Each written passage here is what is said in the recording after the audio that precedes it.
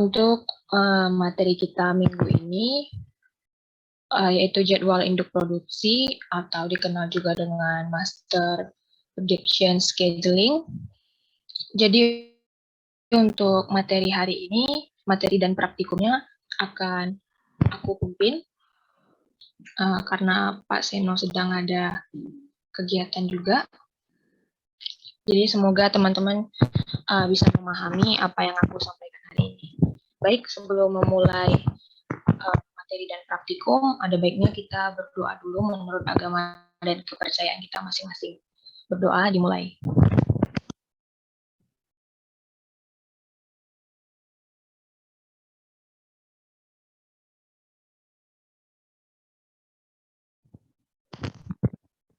Selesai. Awal aku nyampein materinya dulu. Setelah materi nanti dilanjutkan dengan praktikum.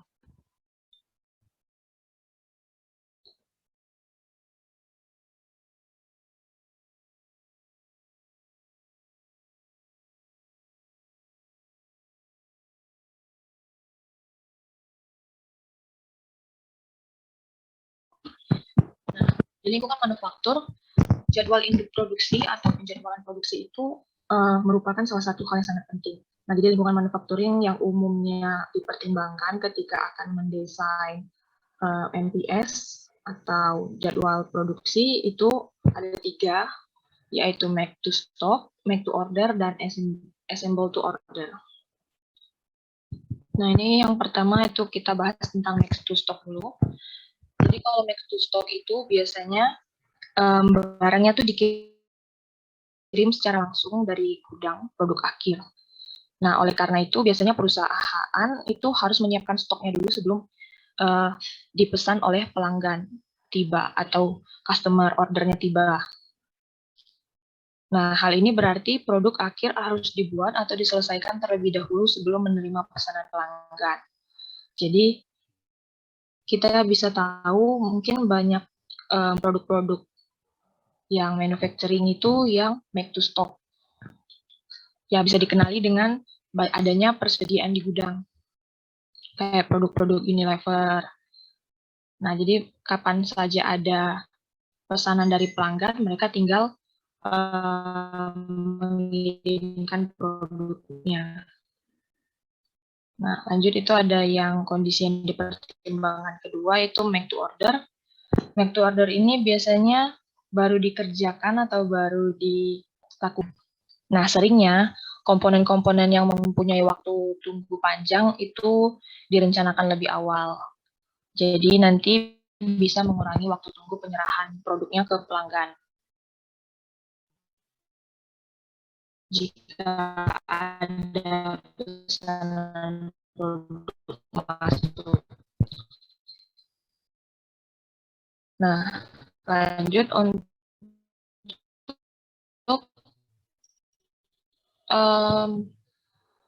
kondisi ketiga yaitu assemble to order. Nah, pada dasarnya produk ini make to order juga, di mana tapi semua komponennya itu udah semi finish, intermediate atau sub assembly yang digunakan untuk assembly, pengepakan ataupun proses akhir direncanakan atau dibuat lebih awal, kemudian disimpan dalam stok guna mengantisipasi pelanggan datang. Nah, jadi itu yang disimpan itu udah dalam bentuk komponen-komponennya. Jadi nanti suatu ketika ada orderan masuk, itu komponen-komponennya tinggal di assembly. Setelah assembly jadi, langsung dikirimkan kepada pelanggan. Nah, ini ada definisi JIP. JIP atau jadwal induksi akhir atau end item yang akan diproduksi. JIP juga merupakan disagregat dan implementasan schedule produksi produk, pesanan pelanggan atau ramalan permintaan.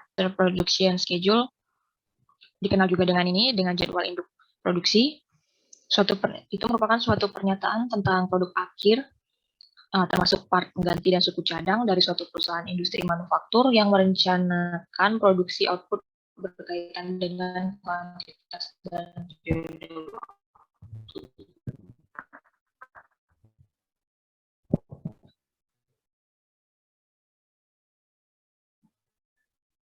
Nah, ini ada alur master production schedule. Nah, jadi ini ada input. Ini nanti beberapa data yang akan diinputkan.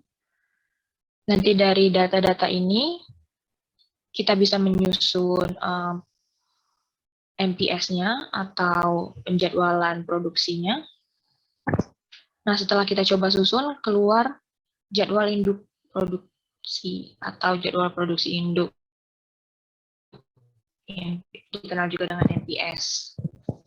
Nah, dari sini juga nanti kita bisa menentukan RCCP, Rough Capacity Planning, dan bisa melakukan evaluasi lagi dari MPS-nya. Apakah sudah sesuai dengan RCCP atau perlu lagi untuk disesuaikan. Nah, input yang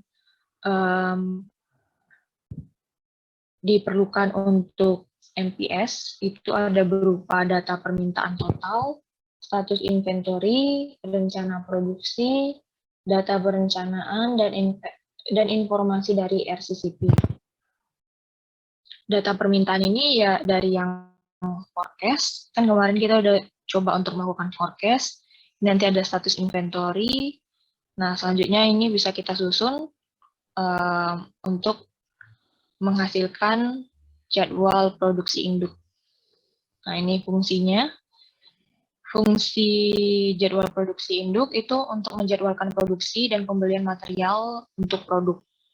Yang kedua yaitu menjadi masukan data sistem perencanaan kebutuhan material. Yang ketiga sebagai dasar penentuan kebutuhan sumber daya seperti tenaga kerja, jam mesin, atau energi melalui perhitungan perencanaan kapasitas pasar. Dan yang keempat itu sebagai dasar untuk menentukan. Nah, ini antara rencana produksi atau perencanaan agregat dengan MPS. Nah, ini ada berdasarkan deskripsinya, perbedaannya apa, berdasarkan item yang direncanakan dari bill of material, berdasarkan horizon perencanaannya, berdasarkan batasan-batasan, dan berdasarkan hubungan. Nah, ini nanti bisa teman-teman baca sendiri perbedaannya gimana. Nah, ini karakteristik dari lingkungan manufakturnya. Nah, ini karakteristiknya kalau yang make to stock itu gimana, assemble to order itu gimana, make to order itu gimana. Nah, salah satunya dari ini, dari keterkaitan produsen dan customer. Itu make to stock itu cukup rendah. Assemble to order itu selalu make to order, keterkaitan antara produsen dan customer-nya tinggi. Karena ini saling mempengaruhi. Ketika ada pesanan masuk dari customer, tentu produsennya akan segera memproduksi produk untuk memenuhi permintaan customer-nya. Selanjutnya ini bisa teman-teman baca sendiri untuk karakteristiknya. Nah, ini lanjut aja. Nah, tujuan dari jadwal induk produksi itu pertama untuk memenuhi target tingkat pelayanan terhadap konsumen. Yang kedua itu untuk mengefisiensi penggunaan sumber daya produksi. Dan yang ketiga itu untuk mencapai target tingkat produksi tertentu. Nah, ini ada kriterianya, bisa teman-teman baca nanti. Nah, ini ada format jadwal induk produksi. Nah, di sini ada nama dan nomor item, ada periode, ada ramalan kebutuhan, ada aktual order. Ini aktual order dikenal juga dengan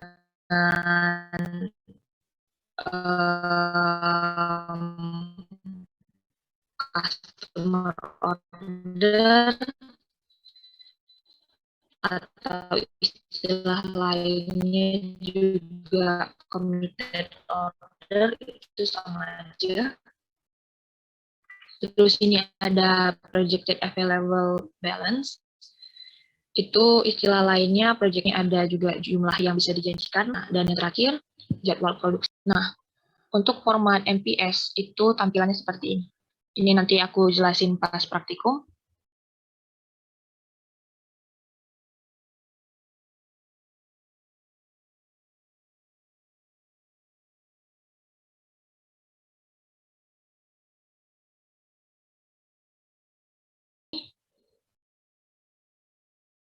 Dari sini sampai sini, fabrikasi dan procurement.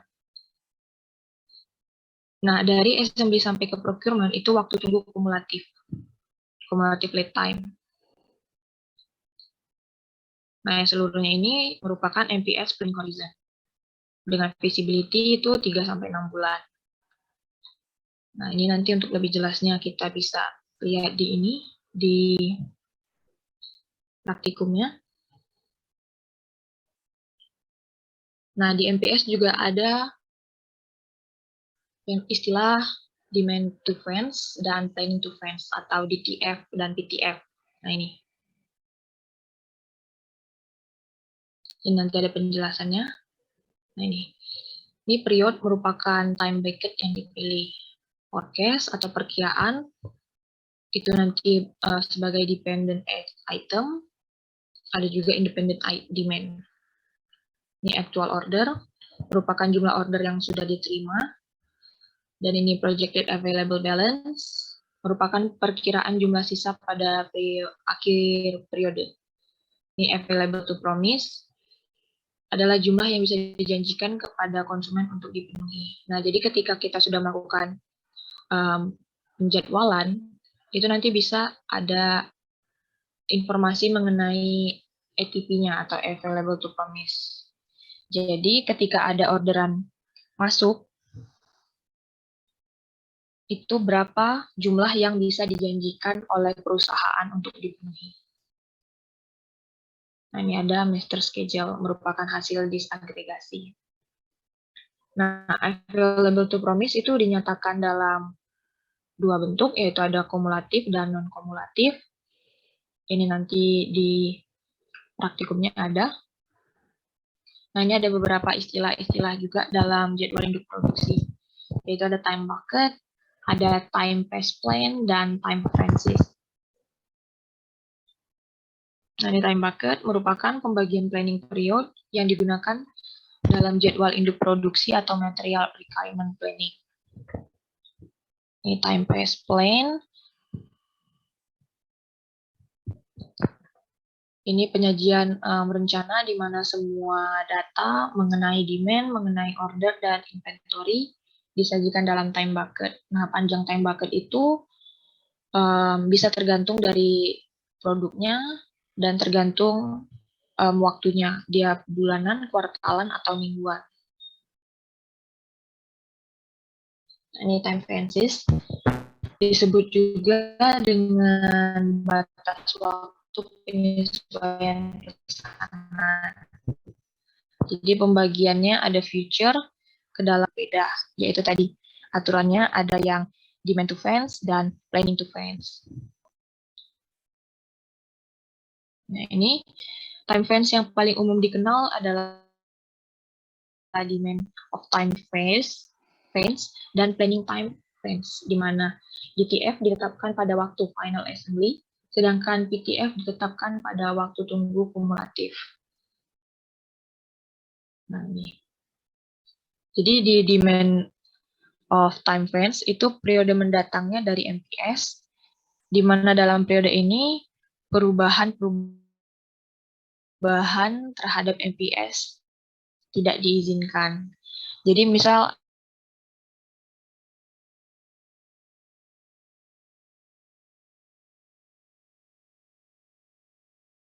dalam MPS.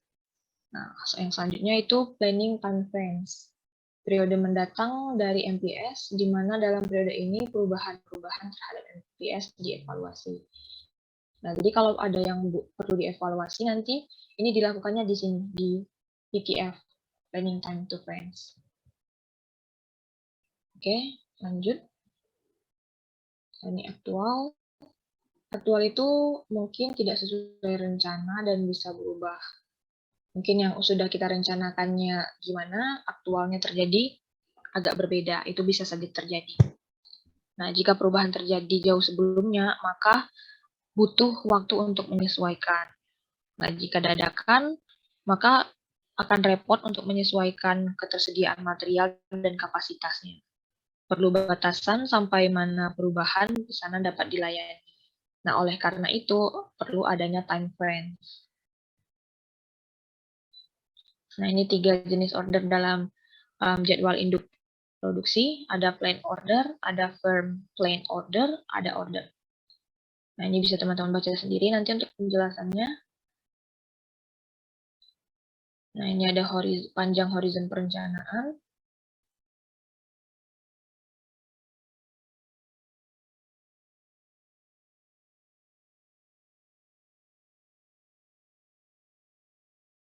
Ini projected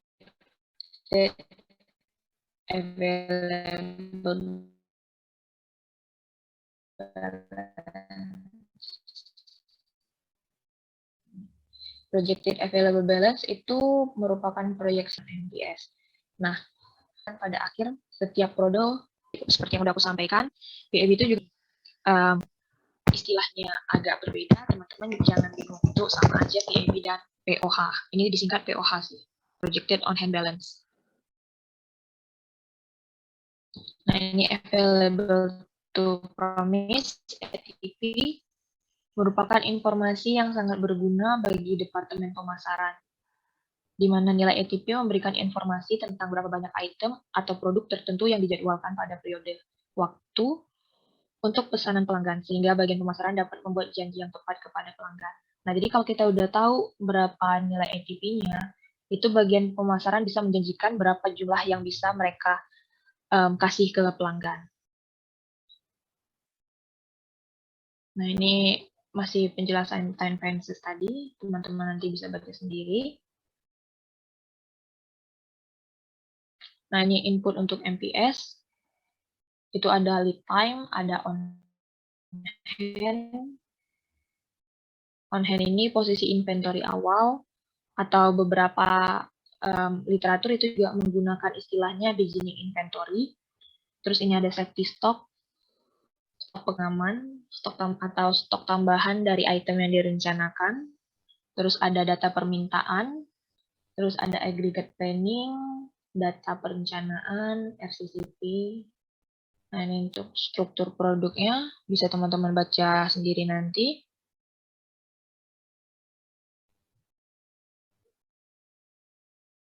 Nah, ini contoh tabel MPS-nya. Nah, ini nanti kita bakal coba untuk mengisikan. Ini ada 2 level MPS.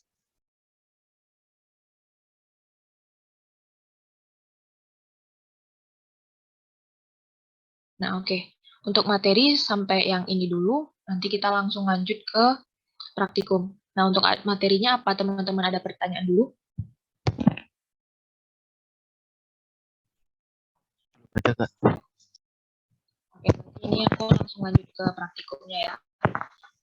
Teman-teman silakan buka dulu Microsoft Excel-nya di perangkatnya masing-masing.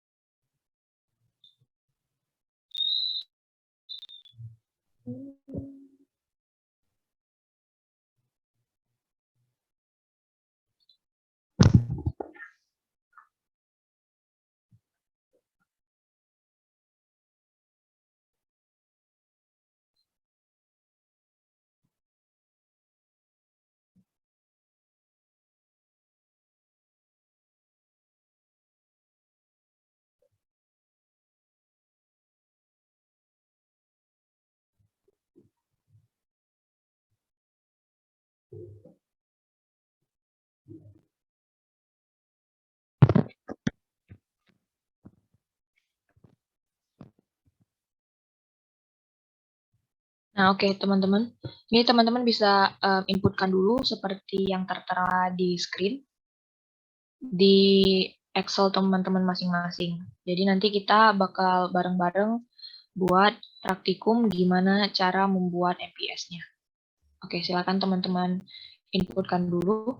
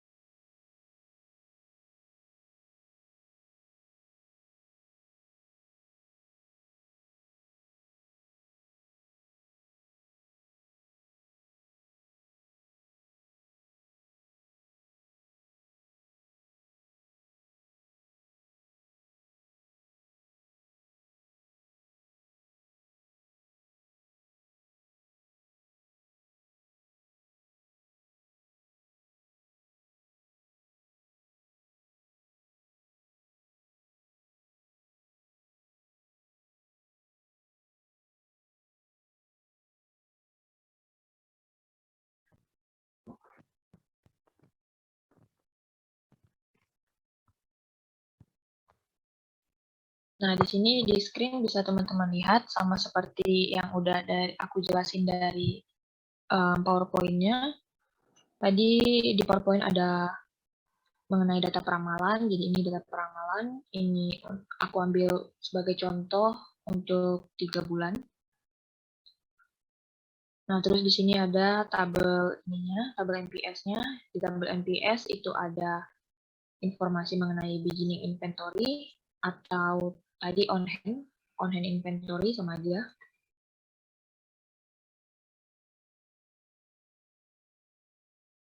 Nah, di sini ada forecast atau dikenal juga dengan sales forecast. Ini ada actual order. Istilah lainnya itu ada customer order atau committed order. Itu sama aja. Ini ada PAB, projected available balance. Istilah lainnya yaitu POH, projected on hand balance. Nah, ini ada MPS, ini ada ATP. Nah, yang ini kumulatif ATP-nya. Nah, di sini juga ada lot size, ukuran pemesanan atau ukuran untuk produksi. Itu dikenal dengan lot size.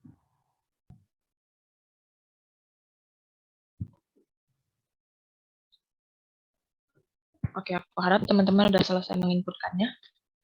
Nah, jadi pertama, setelah ada data mengenai peramalan, ini kita lakukan disagregasi dulu produknya. Ini produknya mengenai vacuum cleaner. Jenisnya itu untuk produk family-nya ada vacuum cleaner upright, ada vacuum cleaner canister. Nah, ini proporsinya. Vacuum cleaner upright itu 40%, vacuum cleaner canister itu 60%. Nah, jadi untuk permintaan upright itu bisa kita hitung. Cara menghitungnya 40% dari peramalan. Jadi peramalan ini waktu itu digabungkan. Nah, jadi setelah itu kita lakukan agregasi kan. Setelah agregasi untuk MPS ini disagregasikan kembali dengan menghitung sesuai dengan proporsinya ini tadi. Nah, jadi ini 40% dikali dengan nilai peramalannya. Nah, untuk yang canister itu 60% dikali dengan nilai peramalan. Nah, ini dilakukan untuk 3 bulan.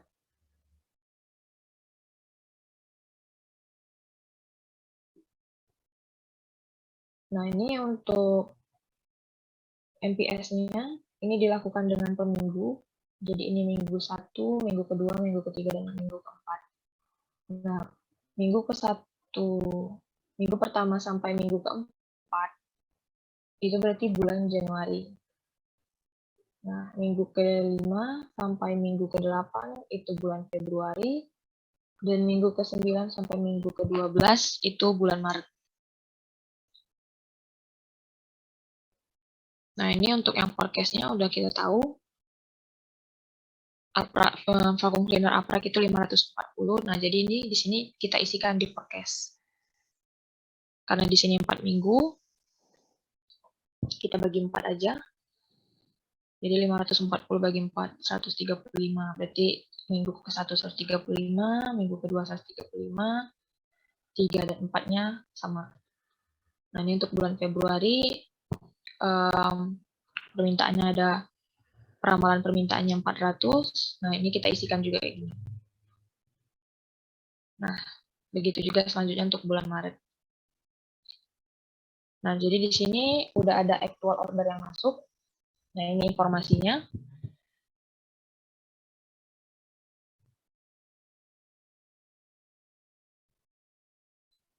Nah, oke.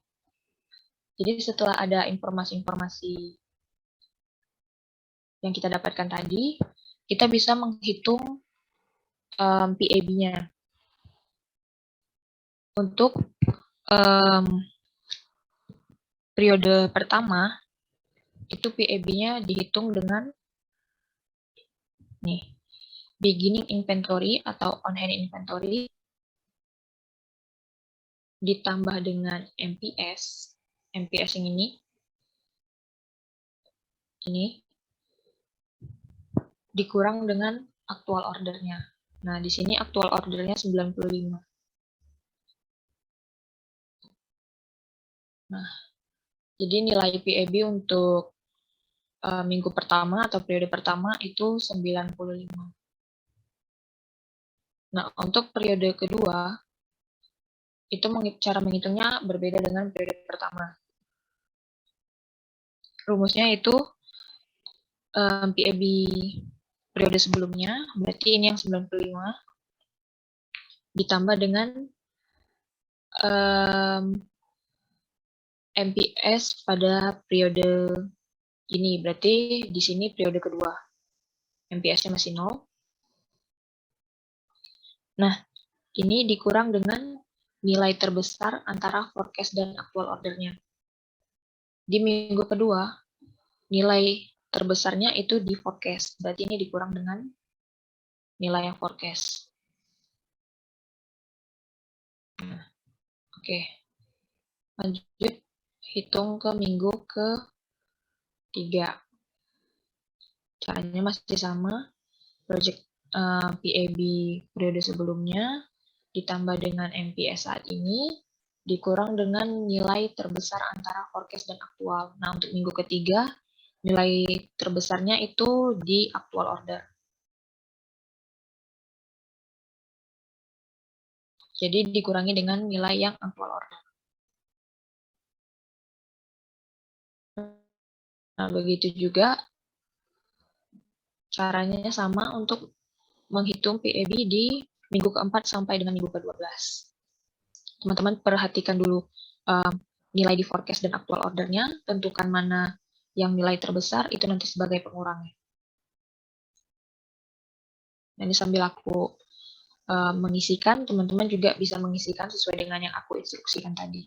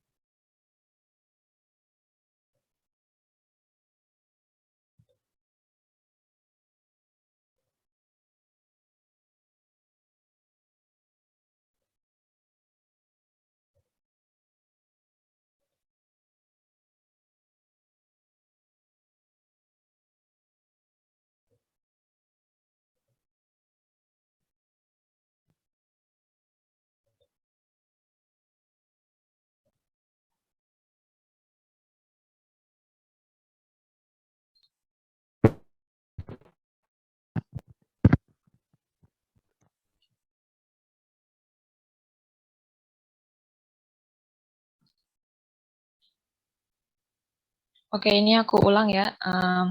Untuk cara mencari PAB di periode pertama tadi. Nah, ini tadi actual ordernya udah ditentukan, jadi udah masuk informasinya. Nah, jadi untuk PAB periode pertama, itu rumusnya beginning inventory. Beginning inventory itu yang ini, ditambah dengan MPS. Nah, MPS-nya yang ini, tapi kan masih 0, dikurang dengan actual order. Nah, actual order yang ini. Actual order di periode pertama. Jadi ini coba aku ulang aja. Nah, beginning inventory-nya ini 190 ditambah dengan MPS dikurang dengan aktual ordernya. Itu 95. Nah, hasilnya segini. Kalau teman-teman ketinggalan atau ada pertanyaan, langsung disampaikan aja ya. Ini ada pertanyaan dulu, sampai di sini teman-teman bisa mengikuti. Itu aktual ordernya kok bisa 95 ya? Ini aktual ordernya udah ditentuin, jadi kan bisa ada order masuk kan. Misal untuk bulan Januari, oh ternyata untuk minggu 1 sampai minggu ketiganya udah ada informasi pesanan masuk dari pelanggan.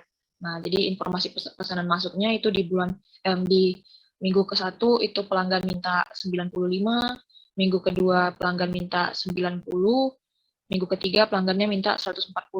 Jadi itu udah informasinya. Kalau yang kita hitung itu dari PAB sampai ke sini nanti. Nah, sampai sini paham? Atau perlu aku ulangi lagi penjelasannya? Paham nggak? Paham. Nah, jadi yang actual order ini berdasarkan permintaan pelanggannya ya. Nah, ini tadi PAB udah kita hitung. Nah, ini kita bisa lanjut ke MPS-nya. MPS itu kita isikan ke PAB yang minus dengan lot size yang tertera. Nah, tadi di sini udah kita tentuin, yang ditentuin lot size-nya 300. Nah, kita lihat yang minusnya berarti di mana? Di sini, di 40. Ini di minggu kedua. Jadi kita isikan dulu MPS-nya di sini, 300. Nah, selanjutnya kita lihat lagi, di mana yang periodenya bernilai minus. Bernilai minus lagi itu di minggu keempat. Kita isikan lagi 300.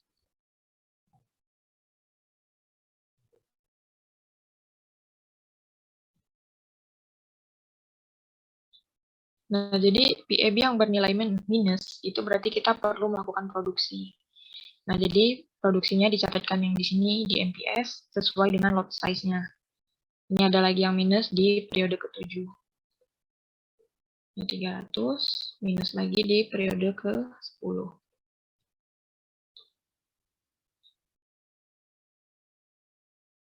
Nah, ini minus lagi di periode ke-12.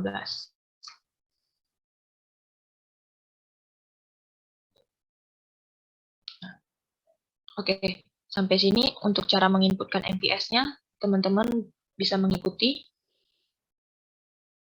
Bisa nggak?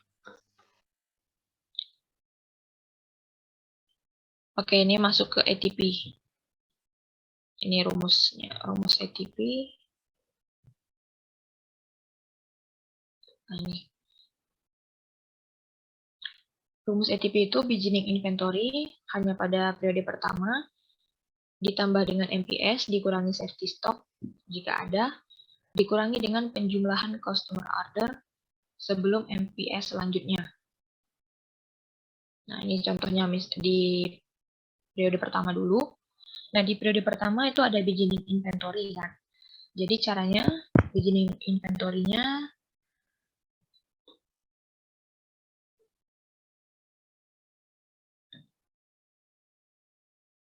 ditambah dengan MPS, MPS-nya sini 0, dikurangi safety stock. Safety stocknya di sini kita nggak ada, jadi 0. Dikurang dengan penjumlahan customer order sebelum MPS selanjutnya. Ini customer order ini sama aja dengan actual order ya.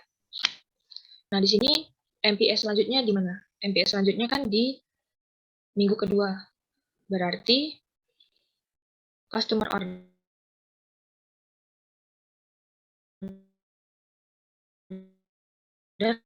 atau actual order sebelum minggu kedua, yaitu di minggu pertama, minggu yang 95. Nah, ini kita langsung jumlahin.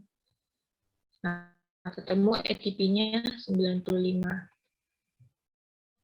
Nah, lanjut ini untuk kita menghitung untuk periode 2 dan selanjutnya. Nah, ATP itu dihitung jika ada MPS-nya aja. Jadi ini misal nih MPS-nya di periode 2, jadi ATP-nya juga dihitung di periode 2. Nah, periode lain yang nggak ada MPS-nya nggak perlu dihitung. Nah, yang ini karena dia periode pertama, dan di sini ada rumusnya, makanya aku hitung di sini. Yang untuk periode pertamanya. Nah, ini untuk periode kedua, itu cara menghitung ATP-nya berbeda dengan yang periode pertama. Untuk periode kedua, udah nggak ada beginning inventory. Karena beginning inventory itu cuma di periode pertama. Jadi untuk periode kedua itu langsung aja MPS-nya.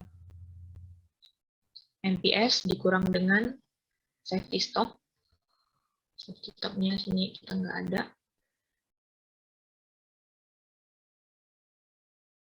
Dikurang dengan penjumlahan actual order sebelum MPS selanjutnya. Nah, kita lihat MPS selanjutnya itu di periode atau di minggu keempat. Nah, berarti actual order sebelum minggu keempat itu ada ini. Ada actual order di minggu kedua dan minggu ketiga. Jadi ini yang dijumlahkan. Ini dijumlahkan dengan yang minggu ketiga.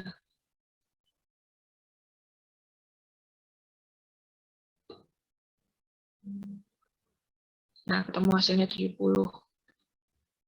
Nah, cara menghitungnya ini sama. Cara untuk menghitung di periode yang keempat, 7, 10, dan 12.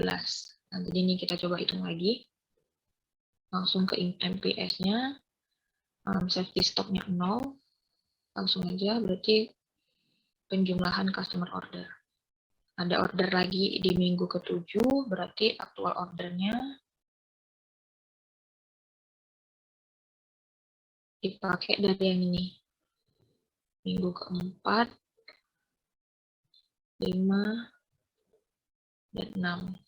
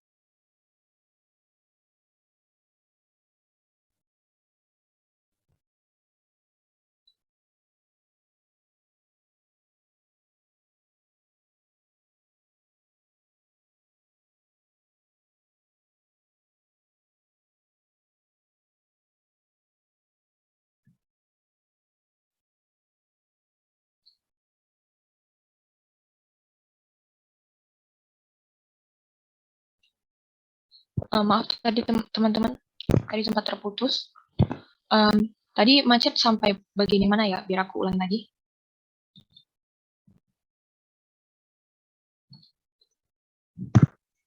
ATP kedua, Kak. Mencari ATP yang kedua. Oh, mulai dari ATP kedua ya. Nah, ATP kedua. Jadi yang ada beginning inventory itu kan cuma di periode yang pertama. Nah, periode kedua itu udah nggak pakai beginning inventory. Jadi untuk menghitungnya itu langsung ke NPS. NPS dikurangi safety stock kalau ada. Nah, lanjut dengan di, uh, dikurangi dengan penjumlahan. Nah, caranya gini. Ini aku hapus saja dulu. Nah, ini langsung ke NPS-nya. Dikurangi dengan safety stock, tapi safety stock-nya di sini kita nggak pakai kan 0, jadi langsung kita kurangi dengan customer order-nya. Nah, ini kita lihat ada MPS lagi itu di periode keberapa. Nah, di sini ada MPS lagi itu di periode keempat. Jadi kita jumlahkan aktual ordernya dari yang minggu kedua sama minggu ketiga. Yang minggu keempatnya nggak masuk karena dia sebelum MPS selanjutnya. Di minggu keempat kan udah dilakukan MPS. Jadi yang dihitung di sini cuma minggu 2 dan 3 aja. Ini dijumlahin.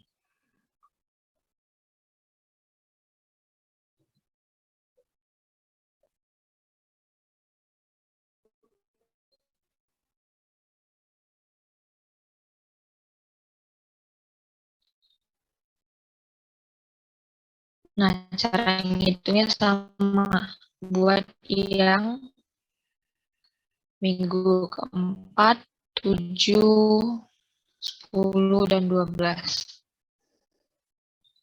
Nah, coba teman-teman hitung di Excel-nya masing-masing.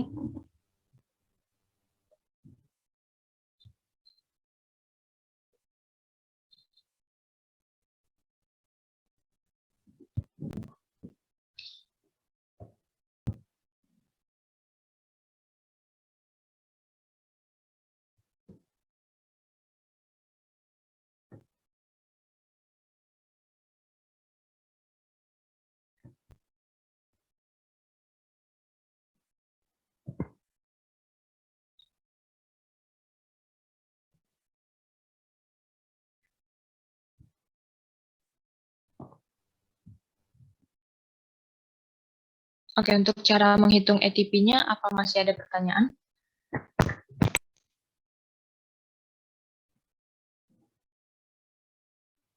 Jadi semisal ya Kak, itu kan M7 minggu ke-7 itu kan uh, ada MBS-nya kan 300. Nah, itu untuk aktual ordernya itu jadi minggu ke-7 ditambah minggu ke-8 ditambah minggu ke-9 ya Kak? Ya, benar. Karena di minggu ke-10 udah ada NPS lagi kan, jadi dia nggak yang minggu ke-10 nggak ngikut. Jadi cuma minggu 7, 8, dan 9. Kak. Terus kalau yang minggu ke-12 gimana Kak itu Kak? Nah, minggu ke-12, ini kan kita cuma berhenti di minggu ke-12. Minggu ke-13 dan selanjutnya kan kita nggak kita lanjutin ya. Nah, jadi kurangin sama yang ininya aja. Yang aktual order di minggu ke-12-nya. Jadi kan kayak gini tadi aku ngitungnya gini kan, cuma pendek kan. Karena dia langsung aja MPS dikurangin sama actual ordernya. Mungkin ini kalau dilanjutin nanti ada misalnya minggu 13, minggu 14, minggu ke-14 dilanjutin mungkin masih ada. Nah, ini kita lakukan halnya yang sama seperti ini. Di mana dia ada MPS selanjutnya, jadi kita berhenti di sebelum itu. Nah, karena ini kita berhenti di minggu ke-12, terus kebetulan ada MPS-nya di minggu ke-12, jadi kita menghitung ATP-nya, caranya langsung kurangin aja MPS dengan actual order di periode tersebut.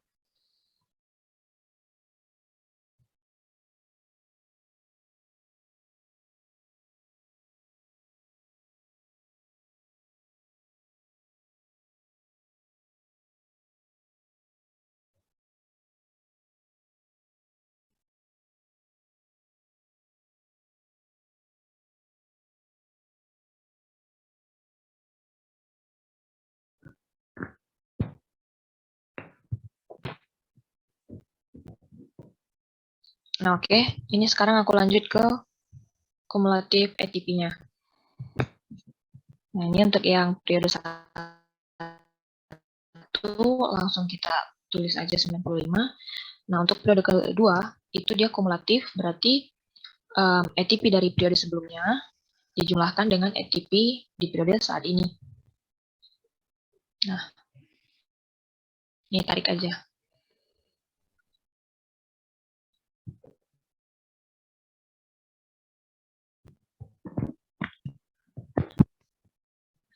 Kesimpulan dari sini, dari MPS yang kita lakukan, jadi diketahui kita akan melakukan proses produksi itu di minggu kedua, minggu keempat, minggu ke-7, minggu ke-10, dan minggu ke-12. Nah, jadi yang NPS ini berarti kita melakukan produksi ya. Nah, ATP ini available to promise, jumlah yang bisa dijanjikan perusahaan ke konsumen. Jadi misal ada konsumen yang minta, yang akan melakukan pemesanan di periode kedua contohnya. Perusahaan bisa nggak memenuhi permintaan konsumen tersebut. Nah, jadi ternyata perusahaan masih bisa memenuhi, tapi konsumen ada permintaan lagi di minggu ke-7. Nah, perusahaan itu bisa memenuhi permintaan konsumen dan maksimalnya itu 170 pieces. Nah, oke, sampai sini apakah teman-teman ada pertanyaan?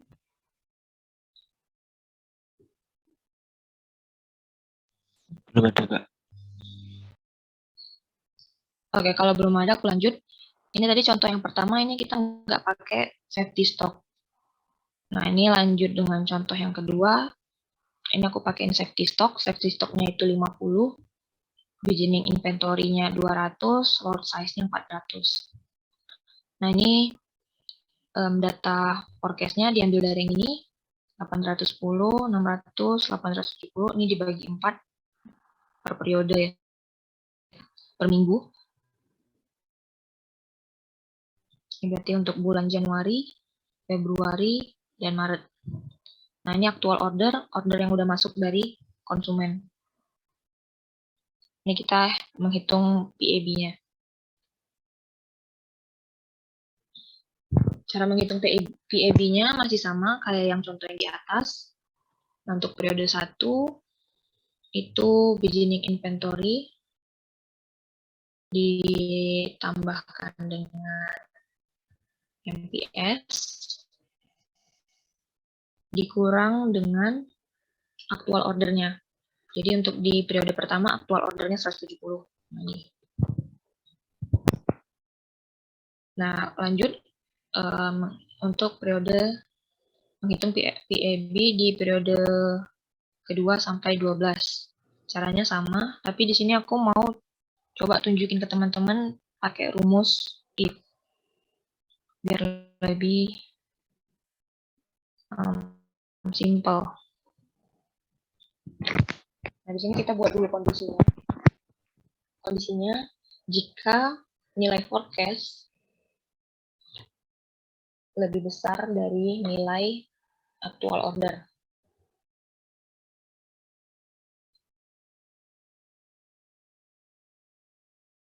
Nah, jadi ini kita masukin rumusnya kan tadi PAB periode sebelumnya ditambah dengan MPS saat ini, berarti MPS di periode kedua di sini. Nah, ini dikurangi sesuai dengan kondisinya.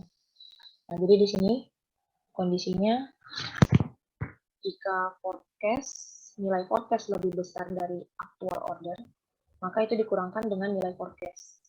Berarti C20.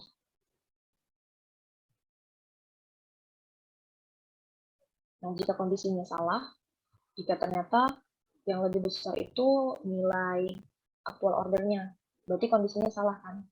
Nah, ini dikurangi dengan nilai yang aktual order, berarti C21. Ini oke. Ini langsung keluar nilainya. Dan ini bisa langsung ditarik aja, karena dia udah di rumus. Beda sama yang tadi, ini kan kita tadi yang menghitungnya manual.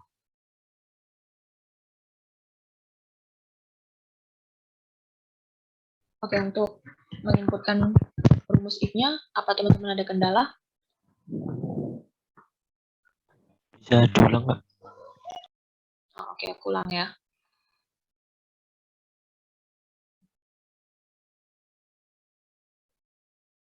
Ini aku hapus dulu.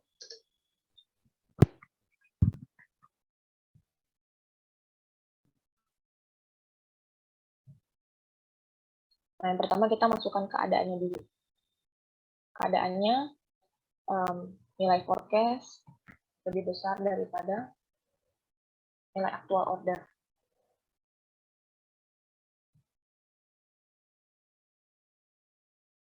Nah, jika benar nilai forecast-nya lebih besar dari aktual order, maka yang nilai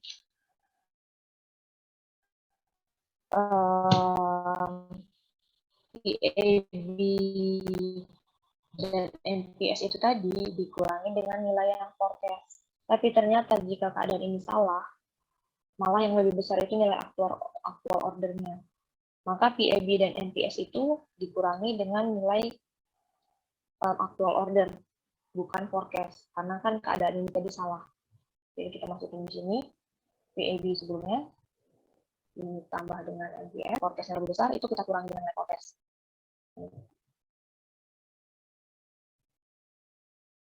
Masukin lagi rumusnya. Nah, jika keadaannya salah, ternyata yang lebih besar nilai aktual ordernya. Berarti itu nanti akan dikurangi dengan nilai aktual order atau C21.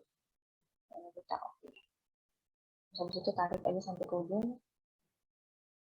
Nah, ini udah keluar.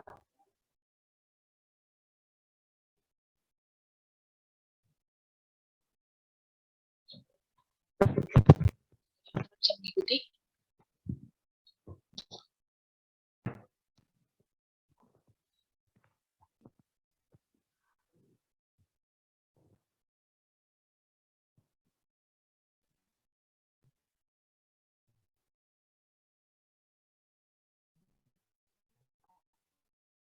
Nah, ini kita lanjut dengan MPS-nya. MPS-nya sama. Jika bernilai minus, itu kita akan lakukan produksi. Untuk produksi lot size-nya 400, jadi di sini MPS 400. Lalu ada lagi minus di periode keempat. Kita lakukan lagi produksi sebanyak 400.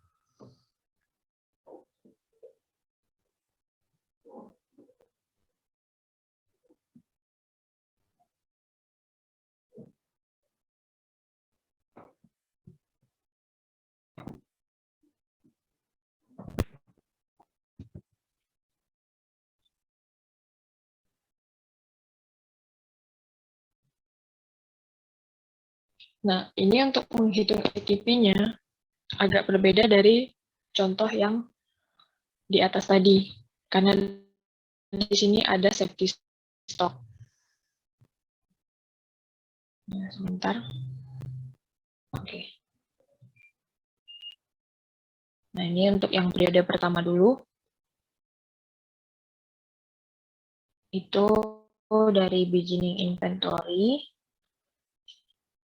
ditambah dengan NPS dikurangi dengan safety stock. Nah, safety stocknya tadi 50.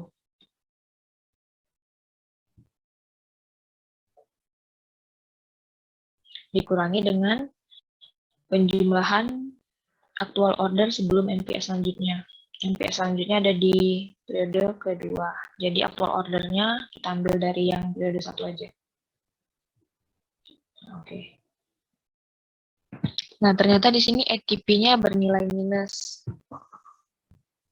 Nah, sedangkan kita di sini ada safety stock atau stok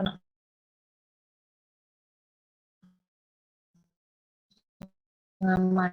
Jadi kalau ATP-nya bernilai minus, berarti stok pengamannya tidak tercapai. Nah, kalau nggak tercapai, atau keadaannya seperti ini bisa kita lakukan ulang, kita susun ulang MPS-nya. Ini kita geser ke periode kedepannya. Jadi yang dari periode minggu kedua, kita geser ke minggu ke-1. Dari minggu 1 dulu. Terus ada minus lagi, itu di minggu ke-4.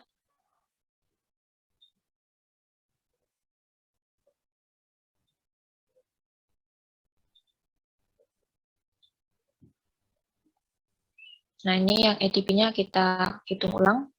Ini tadi masih sama.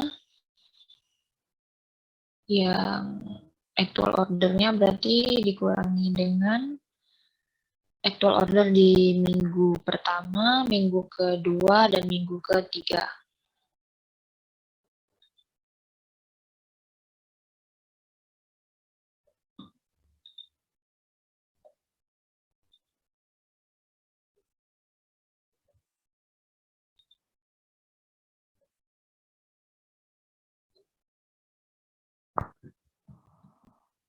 Nah, ini hasilnya.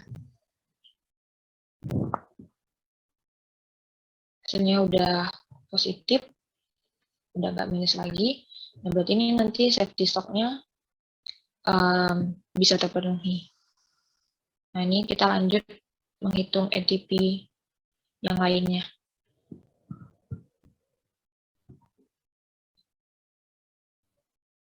Nah, ATP untuk periode keempat, ini udah nggak ada beginning inventory. Jadi langsung aja kita hitung ke MPS-nya, dikurangi dengan safety stock, dikurangi dengan penjumlahan actual order. Berarti itu dari minggu keempat, minggu kelima, dua ini aja.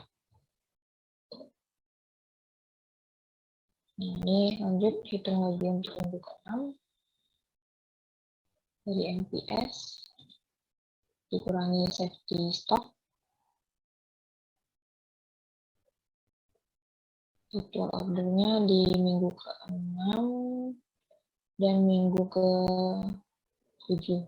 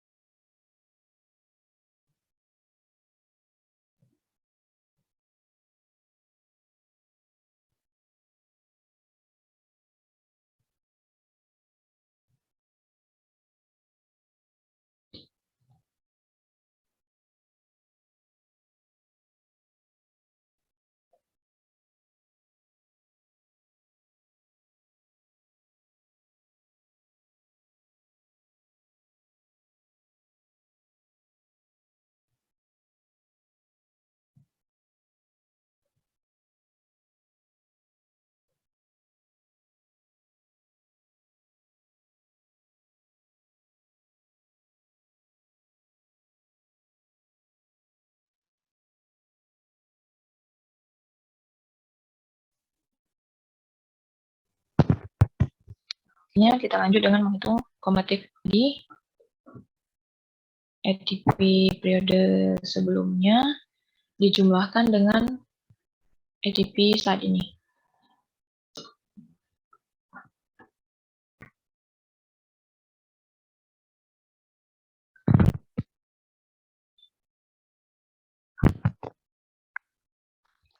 Nah, oke. Sampai di sini teman-teman bisa mengikuti. Bisa, Kak. Oke, untuk yang contoh kedua ini, apa ada pertanyaan?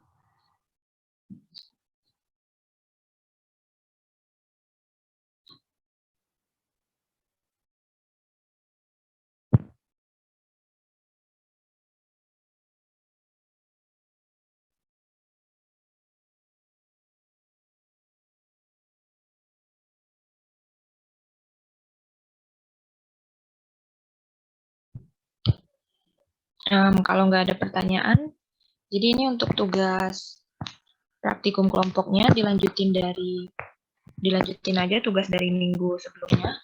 Jadi untuk yang minggu ini tugasnya membuat MPS atau jadwal induk produksi. Susunan laporannya masih sama kayak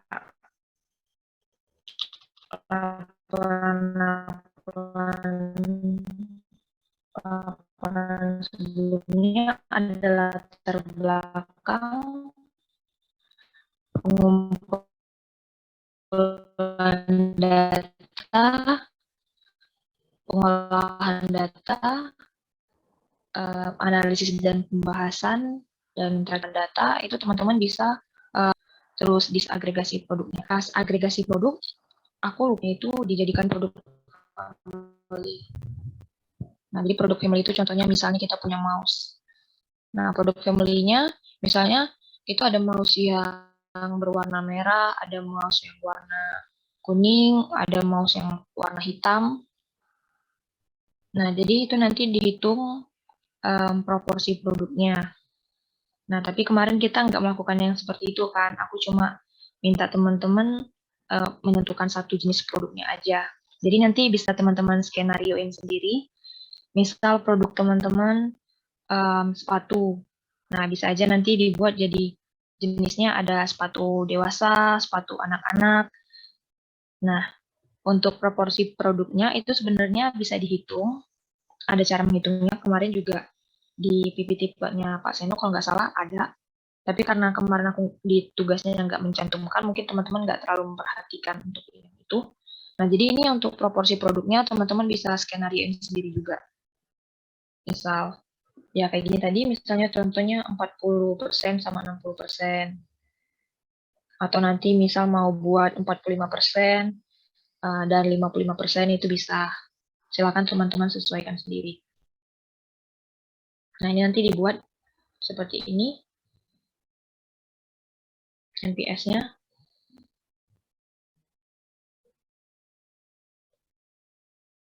Teman-teman kalau misalnya mau menggunakan fungsi itu tadi untuk tugasnya boleh, tapi diperhatikan jangan sampai salah mendefinisikan kondisi awal dan salah menentukan rumusnya.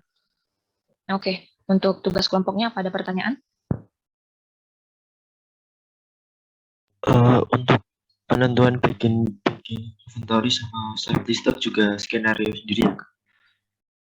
Iya, teman-teman skenarioin sendiri.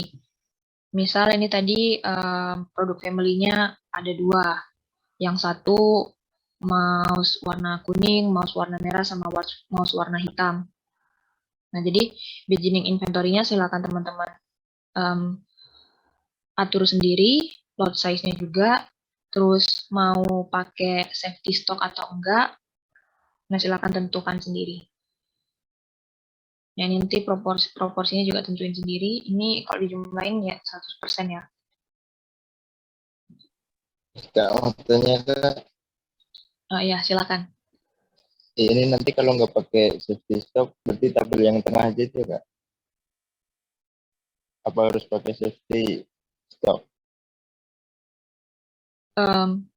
Biar teman-teman lebih paham, jadi kan ini kan banyak ada variasinya. Jadi misal produknya dua, produk family-nya dua, atau mau bikin produk family-nya tiga boleh. Nah, jadi salah satunya ada yang menggunakan safety stock aja. Jadi biar teman-teman lebih paham lagi. Jadi apa yang udah kita praktikumin di kelas hari ini, juga teman-teman bisa menerapkannya di laporan teman-teman. Oh, baik Kak.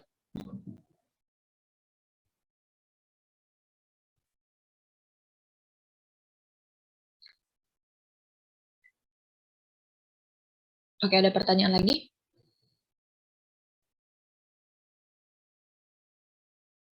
Belum ada. Kalau belum ada, aku mau review sedikit mengenai tugasnya minggu lalu, tugas-tugas minggu lalu.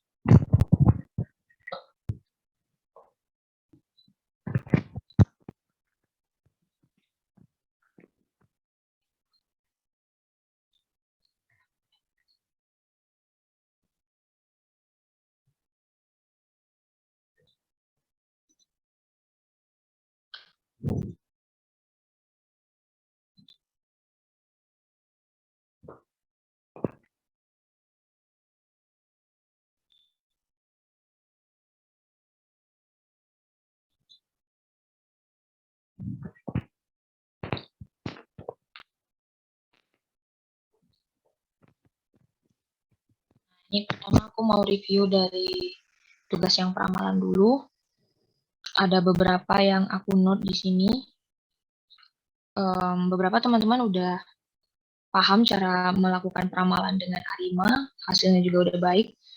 Nah, tapi ada beberapa juga yang masih menurut aku keliru ya dalam langkah-langkah melakukan ARIMA-nya. Nah, di sini kan model ARIMA itu kan PDQ. D itu kan differencing. Jadi ada beberapa teman-teman yang nggak melakukan differencing, tapi tiba-tiba di sini nilai D-nya itu ada. Jadi kan nilai PDQ. Jadi dia nggak melakukan differencing, tahu-tahu nilai D-nya itu dibikin 1 atau 2. Nah, itu tolong teman-teman perhatiin lagi laporannya. Jika ada melakukan seperti itu, ya diperbaiki, biar nanti tugas besarnya nggak ikut salah. Nah, jadi kita melakukan differencing itu kan biar nilainya itu stasioner dalam rata-rata. Makanya perlu dilakukan differencing. Ini aku contohin dari laporan P3 ku dulu. Nah, data awalku plotnya seperti ini. Ini naik turun dibilang tren enggak. Di sini ada stasionernya juga. Ini tiba-tiba tren, terus ini turun, terus ini naik lagi. Ini nggak menentu, tahu-tahu di sini tren lagi kan. Jadi polanya acak. Nah, jadi ini makanya kita lakukan differencing biar dia stasioner dalam rata-rata. Nah, ini sesudah dilakukan differencing. Di rata-ratanya 0 berarti kan. Nah, ini pola datanya udah mendekati garis ini. Memang enggak mendekati, tapi naik turunnya itu berada di garis yang ini. Kalau kita tarik garis ya yang 0 berada di sekitar ini. Nah, jadi berapa kali melakukan differencing itu sebagai nilai D-nya. Misal melakukan differencingnya 1 kali, plotnya ternyata udah gini, udah stasioner. Ya udah berarti nilai D-nya 1. Mungkin ada beberapa data yang perlu dilakukan differencingnya 2 kali, baru diperoleh plot yang seperti ini. Nah, berarti nilai D-nya itu 2. Nah, tapi ada teman-teman yang nggak melakukan differencing, tahu-tahu nilai D-nya dimasukin 1 atau 2. Nah, itu berarti nilainya dari mana? Nah, nanti coba dicek lagi. Terus juga, nah di sini ada ini. Ada itu di laporannya itu memasukkan yang forecast-nya itu tabelnya gini. Ini permintaan, terus ini forecast. Jadi aku coba lihat lagi dari mana ini. Kayaknya itu dari sini. Nih. Harusnya tuh nggak gini. Ini kan permintaan kan memang data awal kita. Nah, ini transform ini kita lakukan transformasi, difference ini kita lakukan differencing. Nah, untuk yang di akhir itu kan kita butuh nilai forecast. Jadi masukin tabel forecast-nya aja. Yang ini udah nggak dimasukin lagi. Jadi bukan gini. Jadi ini nggak perlu. Jadi cuma forecast-nya aja. Kalau mau tabel forecast-nya lengkap, contohnya yang kayak gini. Ini nih. Dia ada period, ada forecast, ada nilai lowernya, nilai upper, nilai aktual. Nah, jadi bukan yang kayak gini. Ini teman-teman kalau misalnya melakukan forecast, selain hasil yang di sini tampil, ini biasanya di sini juga ada hasilnya tampil. Hasil yang di sini tampil, itu berupa yang kayak gini tadi. Nah, jadi tabelnya diperbaiki, harusnya itu yang kayak gini. Jadi juga nanti untuk tugas yang selanjutnya teman-teman nggak bingung. Pakainya nilai yang mana sih? Yang permintaan yang ini apa yang forecast? Nah, harusnya memang pakai nilai yang forecast. Yang permintaan ini kan yang data awalnya. Nah, gitu. Ini beberapa yang aku note dari tugas peramalannya. Aku belum sempat periksa semua, cuma beberapa yang aku periksa dan aku note mana yang salah, jadi aku sampein di kelas. Nah, ini untuk yang perencanaan agregat. Ini tugas minggu lalu. Nah, ini udah oke. Ini yang aku maksud tabel ini ya. Tabel yang hasil forecast-nya. Ini kan sama seperti yang kayak gini tadi. Nah, tapi nanti yang dipakai ya buat apa data buat peramalan ya ini aja, yang forecast-nya aja.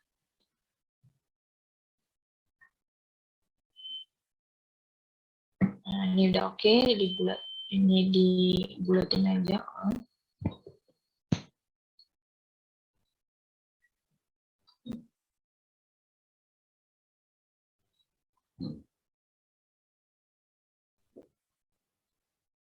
Nah, ini udah oke tugasnya. Nah, yang selanjutnya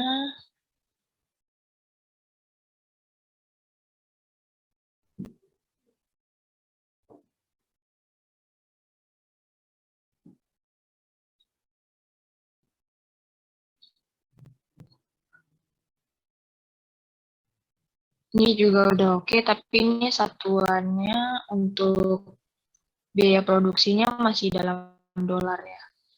Nah, ini dia ternyata nilainya cukup besar. Ini juga kalau dikonversi ke rupiah juga jadinya besar banget. Ini oke, aku nggak apa-apa kalau mau dalam bentuk dolar. Ini udah oke. Bentar, ini tadi. Nah, ini ada contoh dari laporan teman yang ke kelas A. Nah, ini tadi kan aku note kan, ini nggak kayak gini tabelnya. Yang di forecast tadi. Nah, jadi kan kalau misalnya di sini salah, lanjutkan ke tugas selanjutnya juga salah. Nah, jadi untuk ini dipakai tabel forecast-nya tuh yang kayak gini aja. Nanti kalau ada apa-apa, permintaan atau apa, ambil yang dari forecast. Nah, jadi kalau misalnya teman-teman di tugas yang agregatnya ada yang kayak gini, bentuknya diperbaikin aja, langsung pakai gini aja. Yang dipakai untuk nilai per jadi 154, ini 149, dan seterusnya. Nah, nilai kapasitas itu ditentukan. Nah, yang ini kekurangannya di pengumpulan data dia belum ada memasukkan tabel kapasitasnya, kapasitas regular, overtime, subkontrak. Nah, tahu-tahu di sini ada nilainya.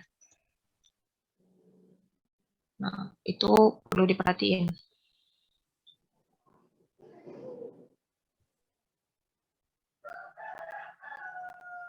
Nah, ini udah.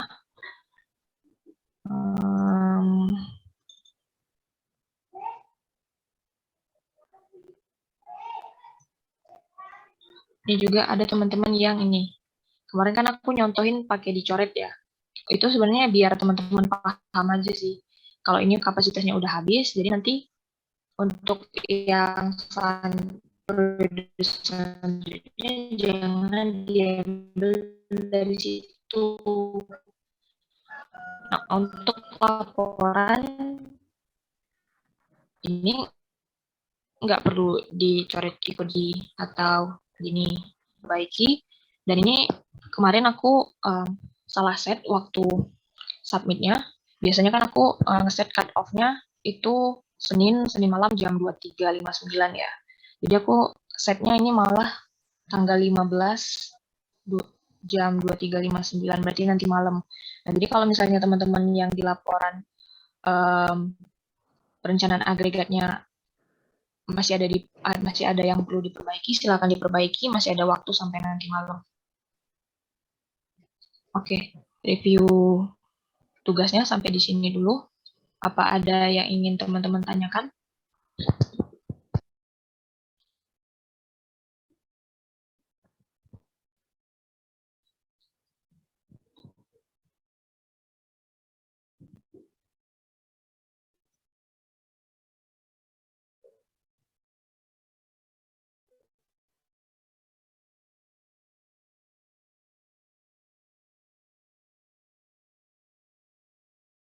Belum ada, Kak.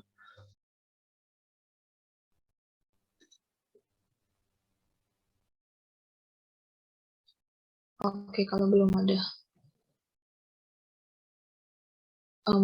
Di ruangan nggak ada, di room Zoom-nya nggak ada Pak Seno ya?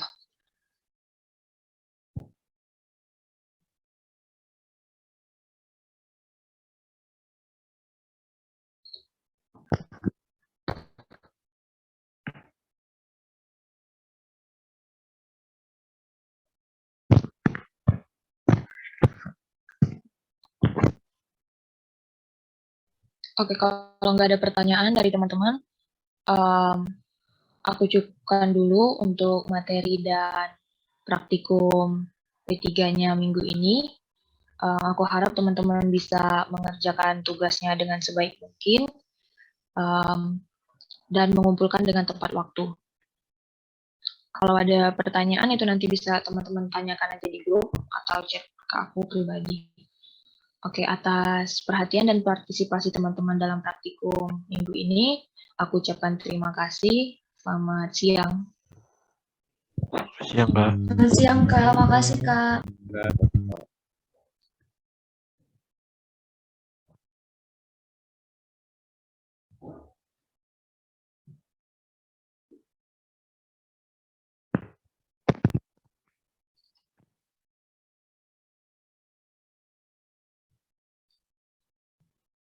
Ahmad Zaizuli sebagai host ya, bisa tolong ditutup aja room Zoom-nya.